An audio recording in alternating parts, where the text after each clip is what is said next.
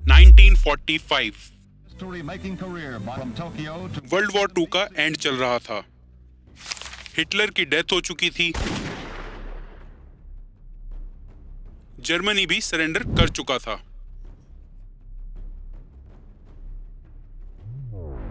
लेकिन एक देश ऐसा था जो हार मानने को कतई तैयार नहीं था।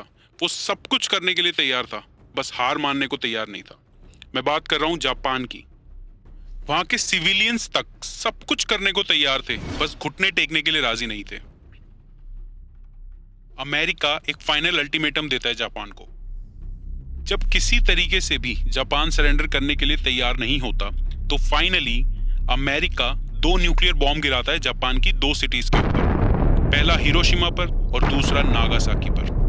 was made at Hiroshima and Nagasaki. In bombs की वजह से दोनों सिटीज कंप्लीटली डिस्ट्रॉय हो जाती हैं और इन द एंड जापान को सरेंडर करना ही पड़ता है। This attack, the B-20 इन दोनों बॉम्बिंग्स के बाद भी एक ऐसा इंसान था जो दोनों सिटीज में प्रेजेंट होने के बावजूद बच जाता है, अपनी लाइफ कंप्लीट करता है। आज हम इस वीडियो में जानेंगे क्या क्या चैलेंजेस वो फेस करता है, किस तरीके से वो दोनों बॉम्ब से बचा और उसकी आगे की स्टोरी।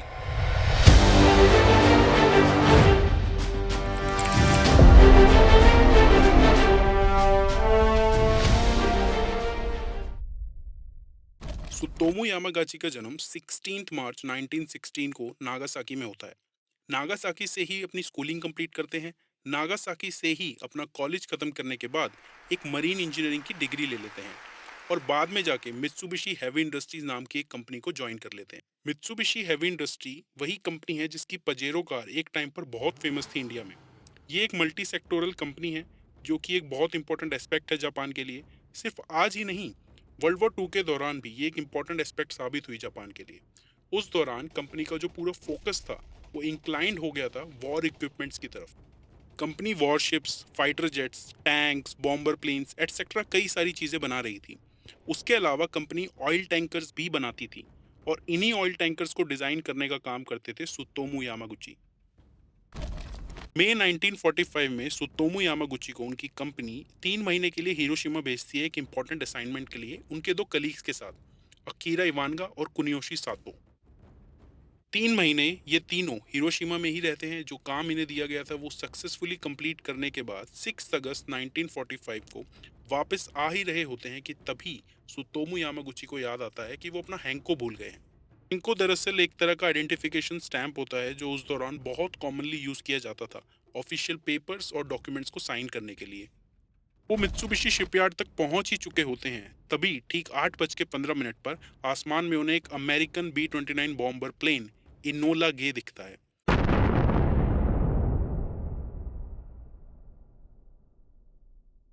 और अगले ही सेकंड एक ऐसी चमक जैसे सूरज फट गया हो, पूरा का पूरा हिरोशिमा तबाह हो जाता है।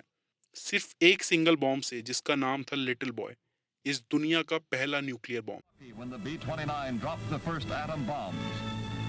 After the Japs were brought to their knees by this stupendous attack, in pictures में आप देख सकते हैं ब्लास्ट से पहले का हिरोशिमा और न्यूक्लियर ब्लास्ट के बाद का हिरोशिमा। हमले के वक्त सुतोमू यामागुची सिर्फ 3 किलोमीटर दूर थे हाइपो सेंटर से। शॉक वेव की वजह से वो उछलकर जमीन पर गिर गए थे। उनका लेफ्ट आर्म जल चुका था, left side of the face जल चुका था, यहाँ तक कि उनके कान के पर्दे तक फट चुके थे। पूरा हिरोशिमा कब्रिस्तान बन चुका था। बिल्डिंग्स गायब हो गई थी, रोड्स मेल्ट हो चुके थे, लोगों के शरीर इवेपोरेट हो गए थे, सिर्फ शैडो दीवारों पर चिपकी हुई थी। यामागुची और उनके कलीग्स डिसाइड करते हैं कि वो आज का पूरा दिन और रात एक एयर रेड शेल्टर में गुजारेंगे और अगले दिन सुबह होते ही नागासाकी वापस चले जाएंगे। ठीक वो ऐसा ही करते हैं। अगले दिन यानी 7 अगस्त को नागासाकी वापस चले जाते हैं। नागासाकी पहुंचकर अपने फैमिली से मिलते हैं, अपना पूरा मेडिकल ट्रीटमेंट कराते हैं। एक दिन और रेस्ट करने के बाद सुतोमू यामागुची 9 अगस्त 1945 को ऑफिस दोबारा ज्वाइन कर लेते हैं। आज तो हम सबको पता है न्यूक्लियर वेपन्स क्या होते हैं, किन किन कंट्रीज के पास कितने कितने न्यूक्लियर वेपन्स हैं, लेकिन उस दौरान ड्यूरिंग 1940s किसी को कोई आइडिया नहीं था। यहाँ तक कि यूएसए के अंदर भी कुछ गवर्नमेंट ऑफिशियल्स और कुछ साइंटिस्ट को छोड़ के किसी को कोई खबर नहीं थी। मैनहट्टन प्रोजेक्ट के तहत इस टेक्नोलॉजी को बहुत सीक्रेटली बनाया गया था। यामागुची अपने सीनियर को सारी चीजें बता रहे होते हैं कि किस तरह एक बॉम्ब ने पूरी सिटी को तबाह कर दिया। तभी ठीक 11 बजे उन्हें आसमान में एक बार फिर से बॉम्बर प्लेन दिखता है। इस बार प्लेन था बॉक्सकार और बॉम्ब था फैटमैन, और अगले ही सेकंड पूरा नागासाकी तबाह हो जाता है।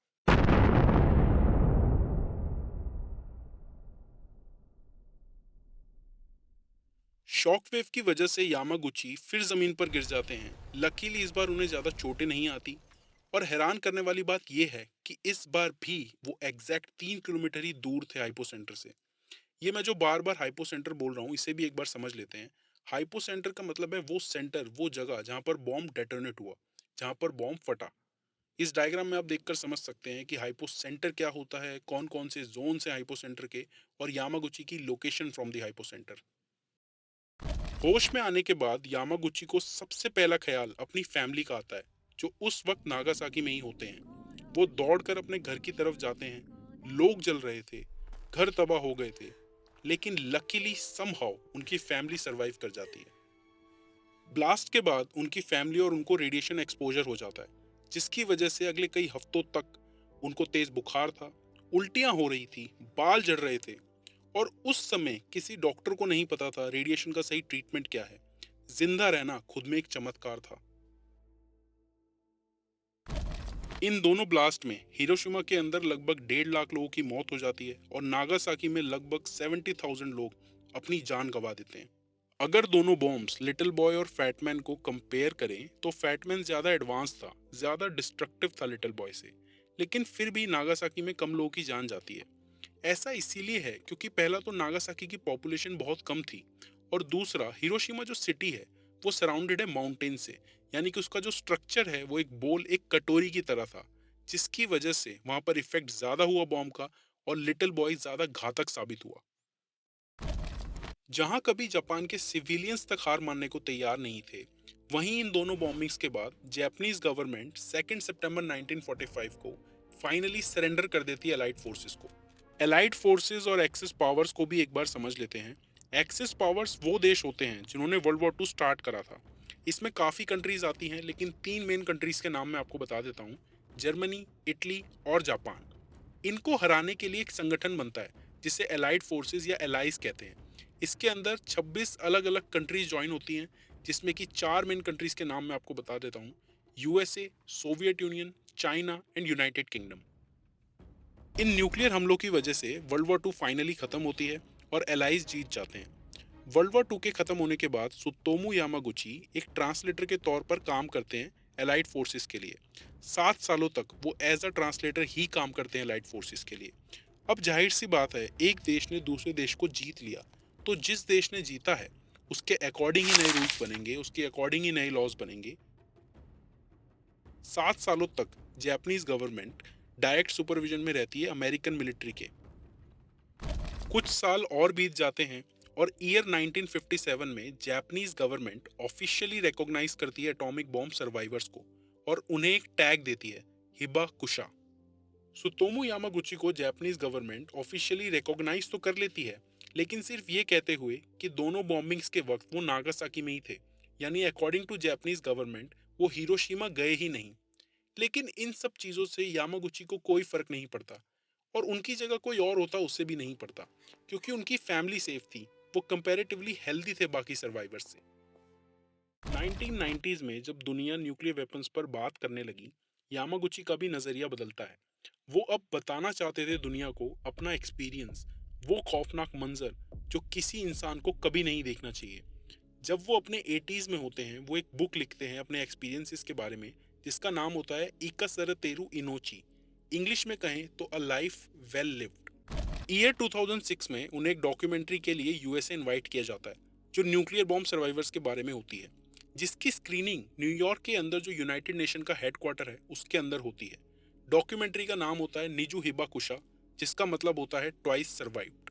पैशनेटली वो एक स्पीच देते हैं वहाँ, और अपने एक्सपीरियंसेस शेयर करते हैं। वो ये भी कहते हैं कि वो नफरत करते हैं न्यूक्लियर बॉम्ब से, क्योंकि ये बॉम्ब्स ह्यूमन डिग्निटी और इंसानियत के खिलाफ हैं। इतना विनाशकारी होने के बावजूद भी हर एक देश इन्हें पाना चाहता है, और उन्हें समझ नहीं आ रहा होता कि क्यों ये बढ़ते जा रहे हैं। कई सालों तक यामागुची को कोई ज़रूरत नहीं लगी कि दुनिया उनके डबल सर्वाइवर स्टेटस के बारे में जाने। लेकिन जब उनकी लाइफ के कुछ ही साल रह गए होते हैं, तब उन्हें लगता है कि लोगों को जानना चाहिए। इसीलिए जनवरी 2009 में वो अप्लाई करते हैं डबल रिकॉग्निशन के लिए, और सिर्फ 2 महीने बाद ही यानी मार्च 2009 में जापानीज गवर्नमेंट ये एक्सेप्ट कर लेती है और उन्हें रिकॉग्नाइज करती है as the only survivor of both the bombings.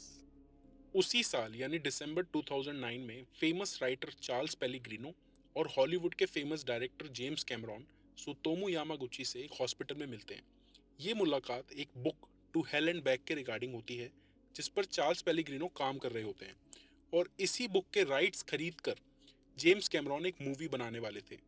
Year 2010 में ये बुक रिलीज होती है और सेम ईयर डिसकंटिन्यू भी हो जाती है, क्योंकि इसका कुछ कंटेंट एक्यूरेट नहीं होता, जिस वजह से इसे डिसकंटिन्यू कर दिया जाता है।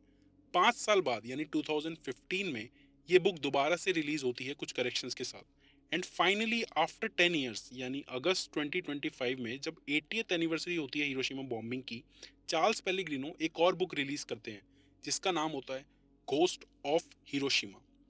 ये एक एक्सपेंडेड और अपग्रेडेड वर्जन है जो प्रीवियस 2 बुक्स मैंने जो आपको बताई। और इसी टाइटल पर जेम्स कैमरॉन एक मूवी बना रहे हैं जो कि उनकी पहली नॉन फिक्शन मूवी होने वाली है। अपने एक इंटरव्यू में वो ये भी बता रहे हैं कि किस तरीके से वो सुतोमू यामागुची से मिले, कैसे उन्होंने एक्सपीरियंस शेयर किया अपना। He told his version to me, a more compressed version, basically what he describes in the book. All he wanted to say was, if you can survive getting nuclear bombed twice and can find it in your heart to forgive the people that dropped them, then you, in your life, anybody that he was talking to, can forgive anything. You can forgive anything. Bombings के बाद उन्हें left ear से सुनाई देना completely बंद हो जाता है, लेकिन इसके बावजूद भी कई सालों तक वो और उनकी फैमिली एक हेल्दी लाइफ जीते हैं। अब उन्हें रेडिएशन एक्सपोजर जो तब हुआ था, अब वो अपना असर दिखाना स्टार्ट कर देता है। जैसे जैसे उनकी एज बढ़ती है, उन्हें प्रॉब्लम्स होनी स्टार्ट हो जाती हैं। सुतोमू यामागुची को ब्लड कैंसर हो जाता है। उनकी वाइफ हिसाको यामागुची को लीवर और किडनी में कैंसर हो जाता है। यहाँ तक कि उनके बेटे को भी आगे चलकर कैंसर हो जाता है। सबसे पहले जिसकी वजह से ईयर 2005 में 59 की एज में उनके बेटे जो होते हैं कात्सुतोशी यामागुची, उनकी डेथ हो जाती है। उसके 3 साल बाद ईयर 2008 में 88 की एज में उनकी वाइफ हिसाको की भी डेथ हो जाती है। और फाइनली 4 जनवरी 2010 में 93 की एज में सुतोमू यामागुची भी ये धरती छोड़ देते हैं। जाते जाते भी उनका मैसेज क्लियर था, nuclear weapons should never be used. Nuclear weapons कभी भी यूज नहीं होने चाहिए।